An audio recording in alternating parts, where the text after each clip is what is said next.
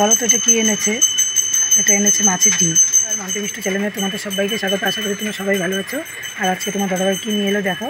এটা কী, এটা কী বলো তো, কে কে জানো এটা কী? দেখো কতগুলো মাছের ডিমগুলো ভালো কইরা আমি হলুদ আর লবণ দিয়ে মাইখা রাখছি। এখন আমি অল্প অল্প করে ভেজে দিব। আর আমি টুকরা করে নিয়েছি, টুকরা করে নিয়েছি। এখন চলো কড়াইয়ের মধ্যে দিই। আর যে ফুটা ফুটবে, দেখো ডিমের বড়াগুলো সব দিলাম। আবার ভেজে নেব। আর একটু স্টিমটা কমিয়ে দিয়েছি। একটু দেখো ভাজাগুলা, মাছের ডিমগুলো লাল লাল করে ভাজা নিবা। তাহলে খাইতে আরও টেস্ট হবে, নাহলে ভিতরে কাঁচা কাঁচা থাকবে। আর এটার মধ্যে কিচ্ছু দিবা না, খালি লবণ আর লবণ দিবা আর হলুদ দিবা। আর বেসন কিচ্ছু দিতে হবে না। এরকম করে বানায় খাবা, বড়া বানায় ধুই রসা করবা, খুব টেস্ট থাকবে। বেসনও দিতে হবে না, আটাও দিতে হবে না, কিচ্ছু দিতে হবে না। এরকম করে টুকরো টুকরো কাইটে নিয়ে তারপরে বানাবা। দেখো এই যে ভাজা করে নামাইলাম, আরও দিব, এখানে আরও আছে। দেখো ভাজাগুলো সব কমপ্লিট। ডিম ভাজাগুলো মানে ডিম দিয়ে আরেকটা রেসিপি বানাবো। দেখো এখানে আছে ঢেঁকি শাক, এখানে আছে ডিম, কালো জিরা, পেঁয়াজ, শুকনো লঙ্কা, সব আমি এগুলো এখন কড়াইতে দিব। দিয়ে আরেকটা রেসিপি, কড়াইতে তেল দিলাম, শুকনো লঙ্কা সম্বাদ দিলাম।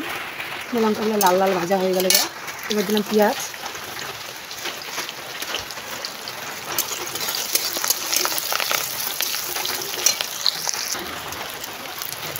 কালো জিরা দিলাম। দিয়ে নাড়াচাড়া করে তারপর ঢেঁকি শাকগুলো দিয়ে দিব। ঢেঁকি শাকটা ভাজা, পেঁয়াজটা ভাজা ভাজা হয়ে গেলো, এবার দেবো ঢেঁকি শাক। নাড়াচাড়া করে হলুদ আর লবণ দিয়ে ভাজা দিব। লবণ দিলাম,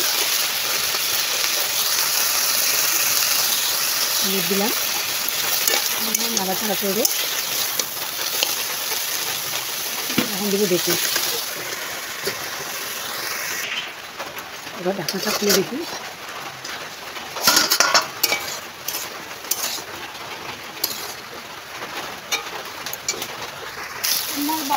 আর দেখো যখন ডিমগুলো দিয়ে দিচ্ছি।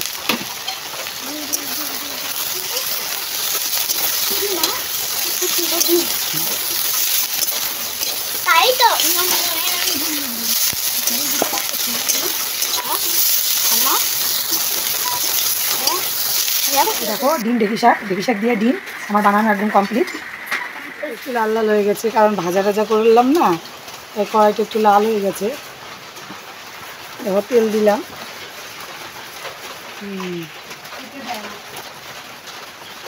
শুকনো লঙ্কা তেজপাতা দিলাম। গ্যাস শেষ হয়ে গেছে, তাই আমার উনানেই রান্না করতে লাগছে। জিরা সম্বাদ দিলাম। এবার আমি একবারে আলুগুলো ভেজে নামাবো না, একবারে দিয়ে ভাইজা একবারে আমি বসাই দেবো। আর এখন আমি আলুগুলো দিয়ে দেবো। ভালো ভাজা করে লবণ দিব, লবণ আর হলুদ দিলাম, দিয়ে ভাজা ভাজা করি ওরা। তারপর আমি মশলাগুলো দিব। আর তোমরা জানো আমি উনানে রান্না করতে খুবই ভালো লাগে না, আর উনানের রান্না খেতেও টেস্ট হয় গ্যাসের রান্না খেতে। এবার আমি মশলাগুলো দিয়ে দেবো।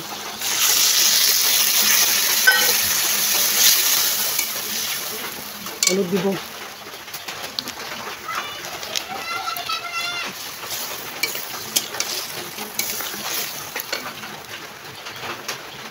আর একটু লবণ দিব। আজকে আমি একটু অন্যরকম করে রান্নাটা করতে চাই। আজকে এটা দেখো বড়াগুলো আমি এখনই দিয়ে দেবো।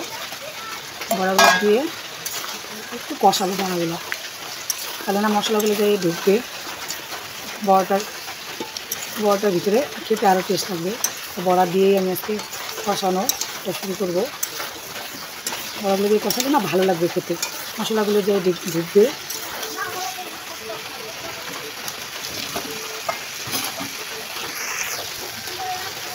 এবার জল দিয়ে দেবো।